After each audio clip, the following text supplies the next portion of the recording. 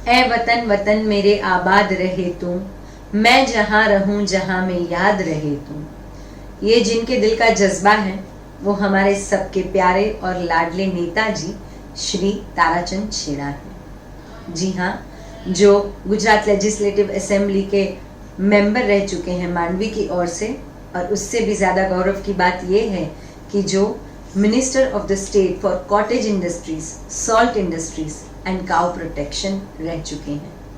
आइए इतने सम्माननीय व्यक्तित्व से आज हम जब मिलने जा रहे हैं तो कुछ जाने, कुछ पहचाने उनकी पर्सनालिटी को, उनकी बातों को, उनकी समझ को। नमस्कार ताराचंद जी, आपका हार्दिक हार्दिक स्वागत है हमारे लॉक टॉक पर। मैं सबसे पहले तो आपका शुक्रिया अदा करना चाहूँगी कि आप जैसे व्यक्ति ने हमारे लॉक टॉक का ये निमंत्रण स्वीकार किया। और आइए अब शुरू करते हैं। आपने हिस्ट्री क्रिएट की है कच्छ के इतिहास में। जो ये रचना है आज की, ये मॉडर्न परिभाषा है हमारे कच्छ की, और एक कच्छ का जो अलग अस्तित्व पूरे हिंदुस्तान में कायम हुआ है, उसमें आपका बड़ा ही योगदान है। हम सब ये जानना चाहेंगे कि एक कच्छी बनिए का बेटा जो जाने जाते हैं बिजनेस के लिए, वो राजनीति में कैसे गया, क्योंकि आने वाली पीढ़ियों के लिए आप एक प्रेरणा स्रोत बनेंगे।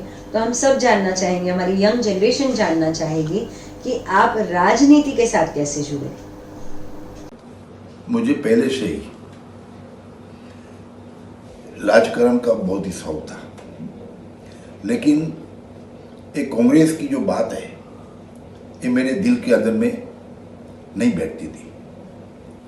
फिर मैंने नायगांव से पॉलिटिक्स की शुरुआत की। नायगांव के अंदर ही मैंने जनसंघ की युवक आघाड़ी के ट्रेजरर की ओर से काम शुरू किया, और शुरू करते करते बाद में मैं कच्छ आया। कच्छ के अंदर में भी राजकारण के अंदर में शून्य अवकाश था।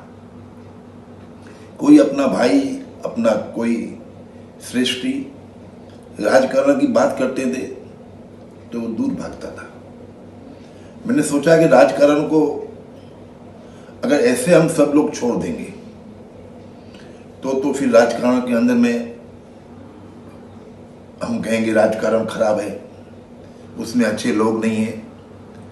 तो मैंने सोचा कि ना, इसमें जाना ही है, और मैंने शुरुआत की। तहसील पंचायत मुंद्रा का उपाध्यक्ष बना। उसके बाद में कच्छ डिस्ट्रिक्ट पंचायत का वाइस प्रेसिडेंट बना। उसके बाद में कच्छ डिस्ट्रिक्ट पंचायत का ऑपोजिशन लीडर बना। उसके बाद में गुजरात की नंबर 1 की सीट है अबरासा की, उसका एमएलए बना। उसके बाद में मैं मांडवी का एमएलए बना। आनंदीबेन की सरकार में मंत्री भी बना।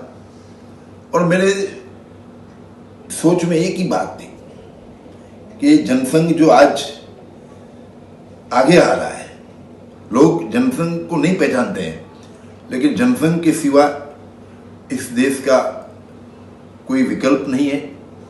कांग्रेस की मानसिकता को दूर करके कच्छ के अंदर में पहले जनसंघ था, बाद में जनता पार्टी थी, और अब भारतीय जनता पार्टी। करीब 40 साल से उसमें काम करते करते हुए आज पूरा कच्छ आप देखते हैं, सभी तहसील पंचायत हो, सभी म्यूनिसिपालिटियाँ हो, या पार्लियामेंट की सीट हो, उसको हम लोगों ने ऐसे ट्रीट किया, सेवा के साथ जुड़ा, और पॉलिटिक्स और सेवा दोनों कार्य को साथ में रखते हुए एक कार्य आगे बढ़ा। और आज नरेंद्र भाई के नेतृत्व के अंदर में पूरे देश के अंदर भारतीय जनता पार्टी और उनकी सरकार आप देखते हैं चल रही है। कैसे चल रही है? पंडित दीनदयाल उपाध्याय जी का जो स्वप्न था, उस स्वप्न के आधार के ऊपर ये सरकार चल रही है। और मुझे विश्वास है अगर और ज़्यादा साल तक ये सरकार चलेगी तो जो राम राज्य की कल्पना थी हमारी, ये राम राज्य की कल्पना 100% सक्सेस होगी।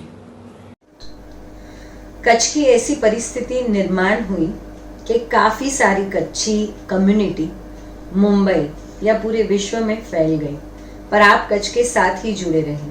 पर सबसे बड़ी बात मैं ये कहना चाहूँगी कि आपने कच्छ की भूमि को, अपनी जन्मभूमि, कर्मभूमि, मातृभूमि को हमेशा अपने दिल से लगाए रखा।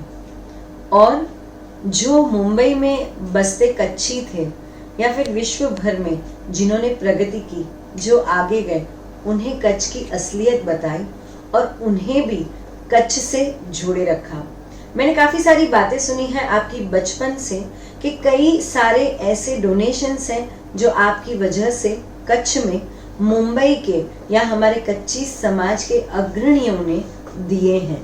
सो how did you connect our own community to their own roots, to their own Kutch? नमस्कार रीटा जी, आपने बहुत अच्छा प्रश्न किया है मेरे सामने कि मैंने कच्छ को कैसे मातृभूमि बनाई, कच्छ को कैसे कर्मभूमि बनाई और कच्छ मुझे क्यों प्रिय है। मैं पहले से ही कच्छ से बहुत प्रेम करता हूँ, कच्छ के साथ मेरा बहुत लगाव है। जब पूरी दुनिया मुंबई की तरफ आ रही थी तब ऐसे 40 साल पहले मैंने कच्छ में जाना पसंद किया और कच्छ के लोगों के साथ मैंने ऐसा संबंध विकसित किया। और जो लोग कच्छ के बाहर बसते हैं लेकिन उनका दिल कच्छ में है, ऐसे लोगों को भी मैंने एकत्रित करके कच्छ में जब जब संकट आया, फिर ये अकाल है या अर्थक्वेक है या तो कोई बीमारी का प्रश्न हो, तभी सभी दाताओं को एकत्रित करके सबको कच्छ में लाके दान तो उनके पास से लिया, लेकिन एक काम के साथ में भी उनको लगाया और उनको ऐसा लगे कि हमने जो दान दिया है वो दान सही जगह पे दिया है। और 40 सालों से दाताओं के ऊपर इतना विश्वास प्राप्त हुआ कि मैं जब भी जो भी बात करता हूँ, ये चाहे बम्बई में करता हूँ या कच्छ में करता हूँ, तो जितना पैसा चाहिए वो रुपया मुझे दाता भेजते हैं और लोगों का काम मैं कर रहा हूँ। ताराचंद जी, सेवा के हर एक क्षेत्र में आपका योगदान काबिले तारीफ है। मेडिकल क्षेत्र हो या फिर शिक्षण की बात हो या फिर एनिमल वेलफेयर की बात हो, आप हमेशा आगे बढ़े हैं और सबका भला किया है। आपकी सबसे बड़ी बात जो मेरे दिल को छू गई है वो है कन्यादान, यानी कि बेटियों की शादी। जो गरीब माँ बाप होते हैं उनकी बेटियों की शादी आप करवाते हो।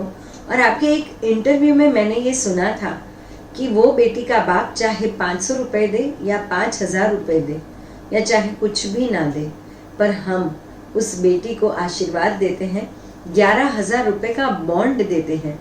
ये ख्याल, ये विचार और इस जगत का सर्वश्रेष्ठ दान कन्यादान, इसके साथ आप कैसे जुड़े? आपने रीटा जी मुझे पूछा कि मेडिकल की बात हो, शिक्षा की बात हो या तो कन्यादान की बात हो, ये मेरे दिल में कैसे आई। कच्छ एक ऐसी तहसील है कि जहाँ मेडिकल की सुविधाएं बहुत कम है और ये मेडिकल की सुविधाएं सिर्फ गवर्नमेंट ही पहुंचाए ये सही नहीं है। इसलिए अलग अलग संस्थाओं को एकत्रित करके जहाँ जहाँ भी जरूरत है वहाँ मेडिकल सेवा पहुँचाने का एक विनम्र प्रयास किया।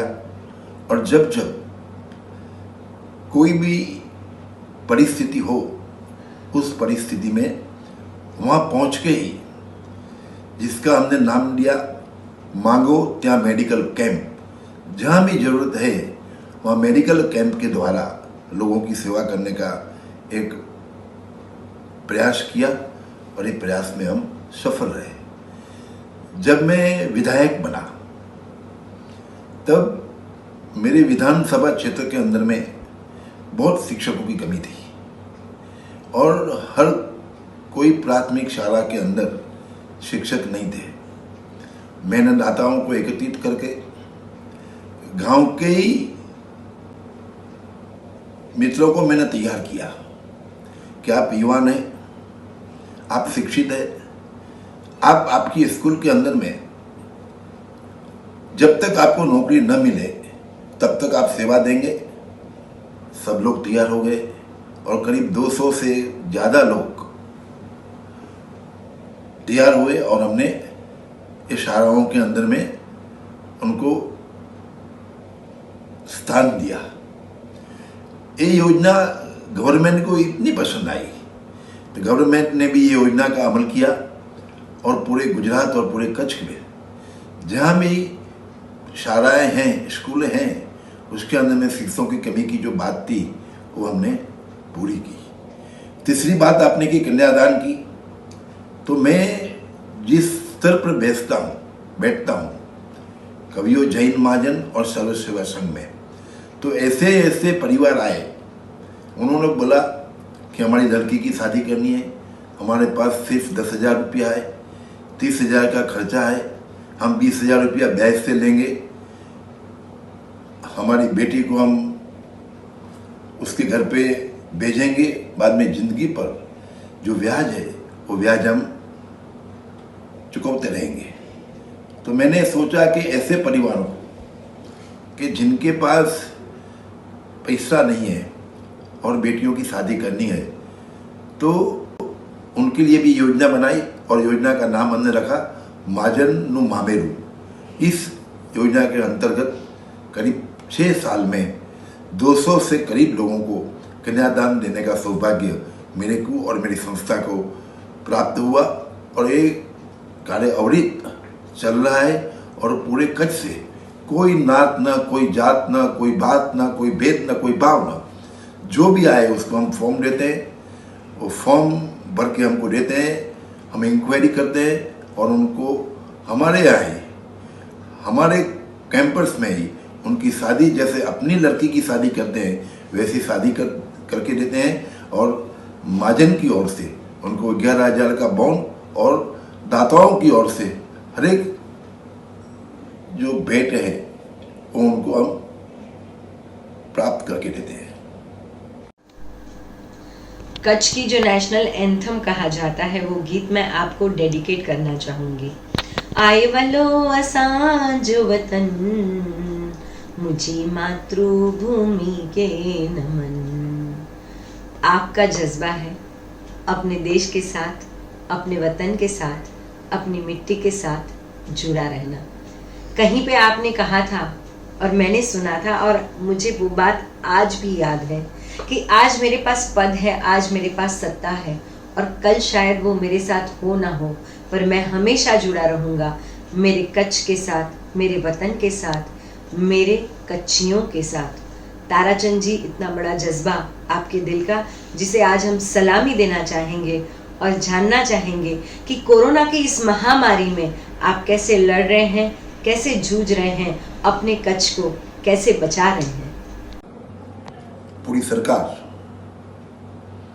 इस महामारी के अंदर लोगों को बचाने में लगी है। हमने भी 23 तारीख से एक कार्यक्रम प्रारंभ कर दिया और कच्ची विशा ओसवाड़ जैन महाजन और श्री सर्व सेवा संघ की ओर से जहां अंधेरा है वहां दीप जलाए। जो रोज कमाते हैं, रोज खाते हैं, ऐसे लोगों का हमने सर्वे किया और उनके घर पे राशन किट पहुंचाने का कार्यक्रम हमने प्रारंभ किया। आज तक करीब 6,000 से ज़्यादा राशन किट्स हमने वहाँ पे पहुँचाई है। निरंतर रोज 200-300 राशन किट्स भूज के अंदर में और पूरे कच्छ में, चाहे वो लखपत हो, चाहे मानवी हो, चाहे मुंद्रा हो, वो पहुँचाने का एक ईमानदारी के साथ प्रयास कर रहे हैं।